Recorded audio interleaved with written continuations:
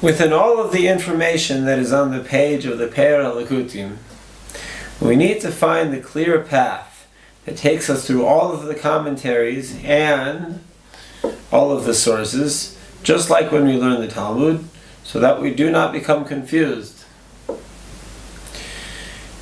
This is a teaching from Reb Yol's teachings in the Likutei Moharan, and specifically in a very special edition of the Likutei Moharan that includes not only the text of the Likutei Moharan, but a review of significant selections of the classical Torah teachings that Rabbi Nachman refers to, as well as a summary of selection of the later commentaries that were written to explain the Likutei Moharan. And there's quite a bit of text on the page of the Pe'er HaLikutim. And so not becoming confused would be very important. And there's also quite a bit of text on the page of the Talmud and the Shulchan Aruch and many of the most important books in Jewish literature. But there's a question that we could ask about this piece of advice about finding a clear path, which is that Rabbi Yol tells us that this path is going to take us through all of the commentaries that were written after Likutei Moharan and all of the sources that precede Likutei Moharan. And one could say, one path is going to take me through two things. Maybe shouldn't I have like one path that will help explain to me the commentaries if I read them right, and a different path that I'll need for the sources? How is one path sufficient? What could this path be? So, Rabbi Nachman references a verse from Mishlei, from Shlomo HaMelech, King Shlomo, that suggests to us the type of path that is needed. And it is important that Rabbi Nachman brings this verse because we could ask a similar question in the first teaching of the Likutei Moharan, where Rabbi Nachman tells us that we have to see the light that is in everything, the intelligence that Hashem put into everything. But it's a tremendously great light, and so we need to have some sort of a filter so that we can receive this light in a meaningful, helpful way, and we don't become overwhelmed from it. So this light, it needs to be like sort of both big and small. We need to both see and also sort of contract our vision at the same time. So how could one method be suitable for two opposite things like that? So this verse comes to suggest to us such a path. The verse says, that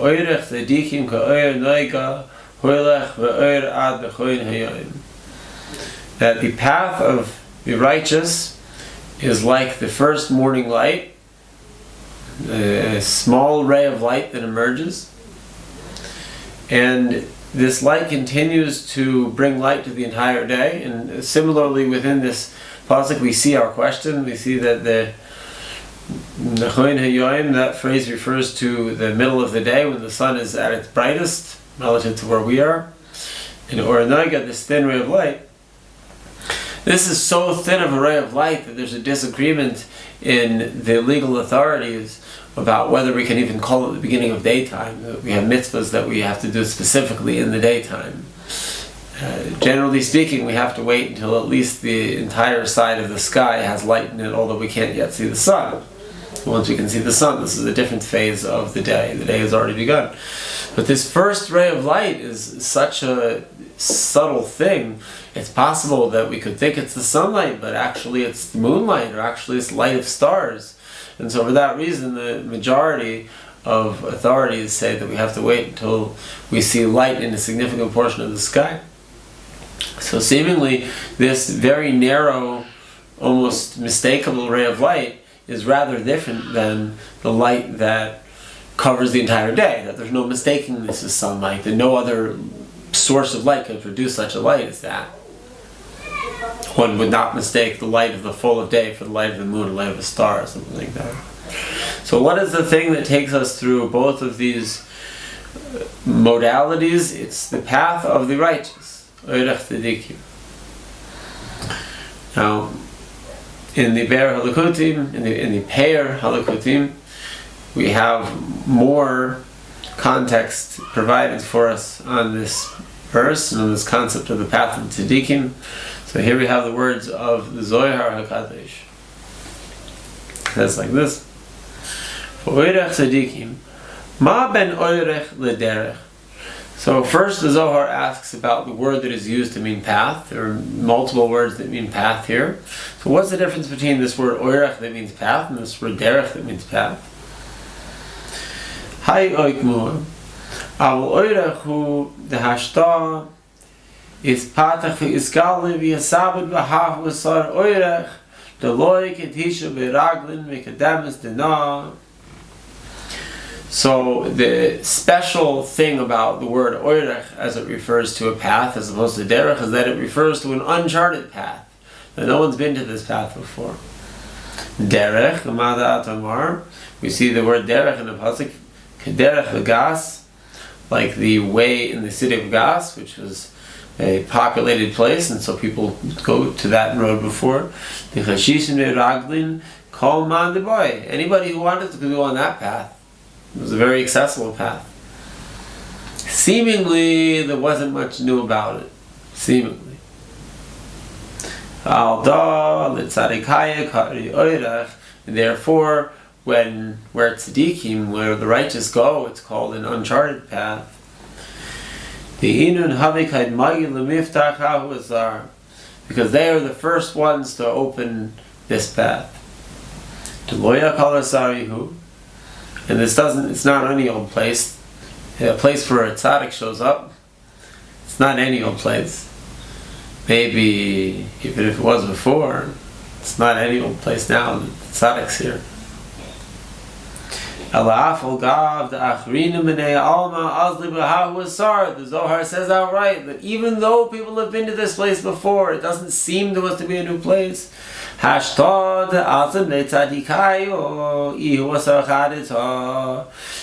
the tzaddik arrives, it's a new place. Now it's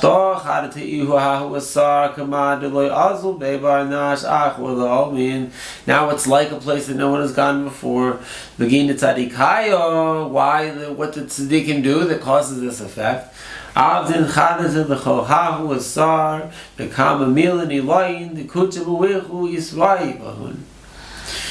Because when a tzaddik gets somewhere, what do? Is they say things that have never been heard before.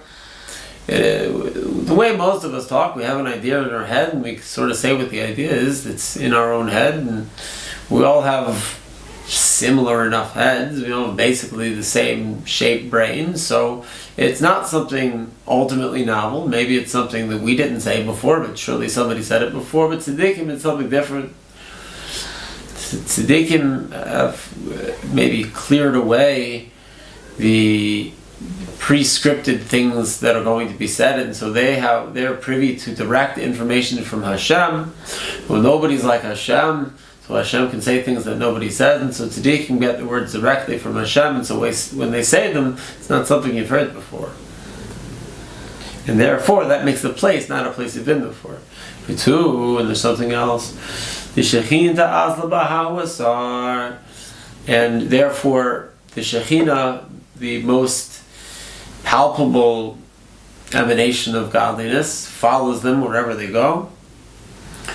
Ma de la havis hakdamas dina, like it's never been there before. Begin kach oirach tzaddikim mikre. Begin di'izarech be'oishpiz le'ilot kadisha, because it's like a whole host of angels shows up with them.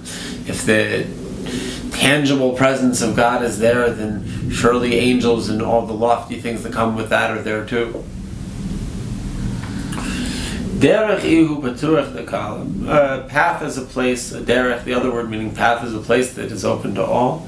And anybody can go there who wants to. Afilu inin chayavin, even people who aren't so upright. Derech razada, hanoisin b'yam darech. And so there's a hint about the word derech that we say in a verse that Hashem makes a path in the sea. Again, the darech v'sitra achad lo yisrich v'shalit l'sor v'shchanasa. Because just anybody can go there, even the not so upright, those who would make that place not so good can go there too. They can, I guess, pollute the sea. Ve'alda tzadikayu b'lechudayu kami v'shalti b'hawas adi ikrei oirech amadu ikimno. And therefore, when the tzaddik shows up, they can conquer the place anew. They can purify the place. Perhaps we can say that this is a reference to the crossing of the sea, the famous scene upon leaving Egypt. With the sea, it's just like sort of a regular, sort of chaotic place. And then Hashem makes it a place that only those that Hashem wants to pass through the sea can pass through the sea. And for the Egyptians, it winds up to be sort of the regular old hazardous drowning place that it was before. But the people who are following the tzaddik, the people who are going with Moshe Rabbeinu, are able to pass through and benefit from it. So a difficult situation for most people, the tzaddik can come and split the sea. They bring words from Hashem directly, new words, new light to the place. And so perhaps this is the type of path that is being described that takes us through all of the commentaries and all of the sources. That once we have the concept from Rabbi Nachman, from the tzaddik, when we revisit all of these places that we've been before, these sources, it's something new to us. It brings out a new light. And just because we've learned a certain lesson in Likutei Moharan before, it doesn't mean that when we read it again, the tzaddik isn't speaking to us again. So each time that we learn the words of Likutei Moharan, and we understand that this is a tzaddik that is speaking to us, and therefore novelty inherently comes with it. And then we reread the commentaries that come after, and just like the sources that came before, we have new understandings from them. Every time we read the Likutei Moharan, every time we reread a lesson in the Likutei Moharan, the same lesson, everything that has happened to us before, and everything that is going to happen to us in the future, even if it's familiar, is going to have novelty to it. And as we can see from the metaphor of the crossing of the sea, something that might not have been beneficial to us with this light of novelty will then be beneficial to us.